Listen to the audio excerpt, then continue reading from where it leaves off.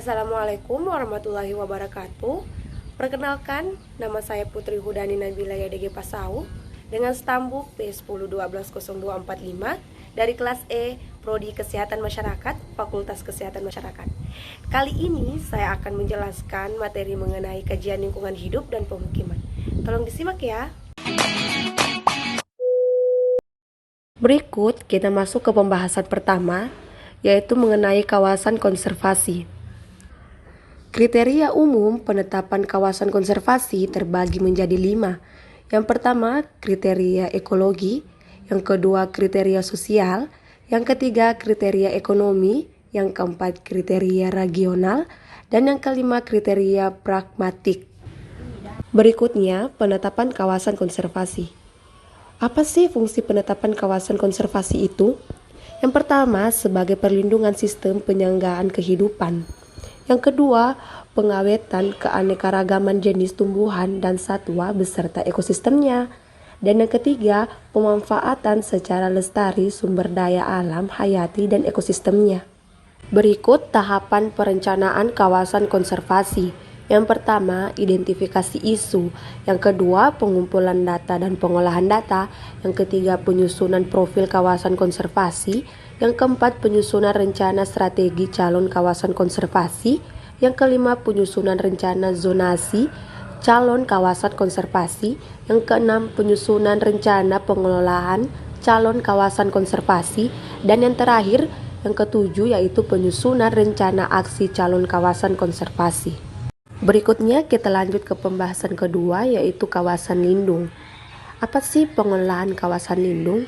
Yaitu rangkaian proses kegiatan mulai dari perencanaan, penataan, pengaturan, pengawasan, dan evaluasi terhadap kawasan lindung agar tujuan penetapan kawasan lindung dapat diwujudkan. Tujuan dan sasaran pengelolaan kawasan lindung.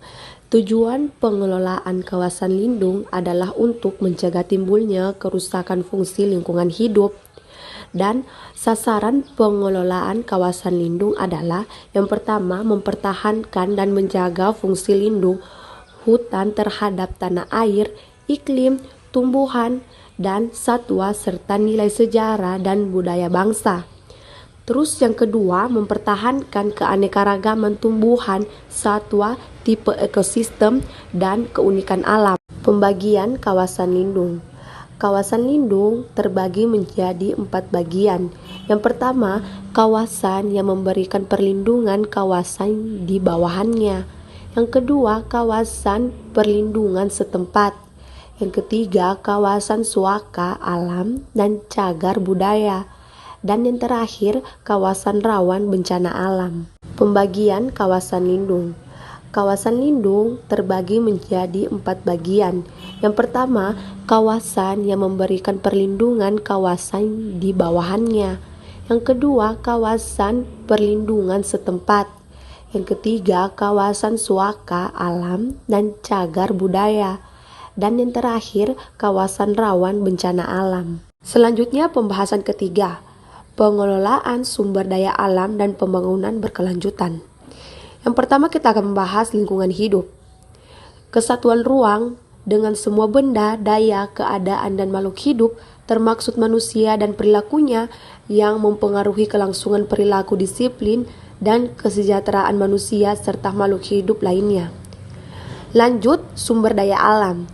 Segala unsur lingkungan, biotik maupun abiotik yang bermanfaat dan digunakan oleh manusia untuk memenuhi kebutuhan dan keinginannya, baik kebutuhan primer yang bersifat lahiriah, pangan, sandang, dan papan, kebutuhan sekunder yang bersifat batiniah atau estetika, maupun kebutuhan tersier dan seterusnya yang lebih bersifat hobi dan pengembangan bakat. Selanjutnya, prinsip pengelolaan lingkungan adalah pencegahan dan penanggulangan terhadap penularan dan kerusakan kualitas lingkungan akibat terganggunya atau rusaknya tatanan ekosistem.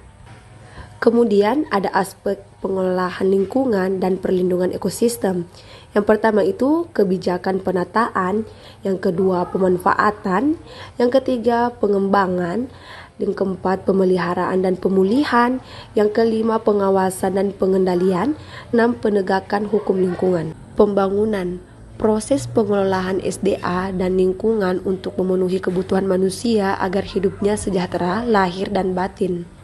Kemudian pembangunan berkelanjutan, proses pemanfaatan SDA dan lingkungan untuk memenuhi kebutuhan manusia untuk generasi saat ini dan generasi mendatang agar hidupnya sejahtera, serta kelestarian fungsi lingkungan tetap terjamin atau terjaga, kualitas lingkungan tidak rusak atau turun. Pembahasan keempat yaitu dampak pembangunan.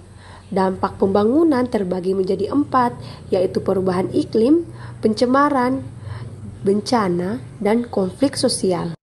Contoh dampak perubahan iklim. Yang pertama, perubahan pola curah hujan. Yang kedua, peningkatan muka air laut. Yang ketiga, kepunahan spesies. Yang keempat, suhu tinggi. Dan yang kelima, es kutub menyusut. Contoh dampak pencemaran, yaitu dampak bagi kesehatan, dampak pada ekosistem, serta dampak pada pertanian.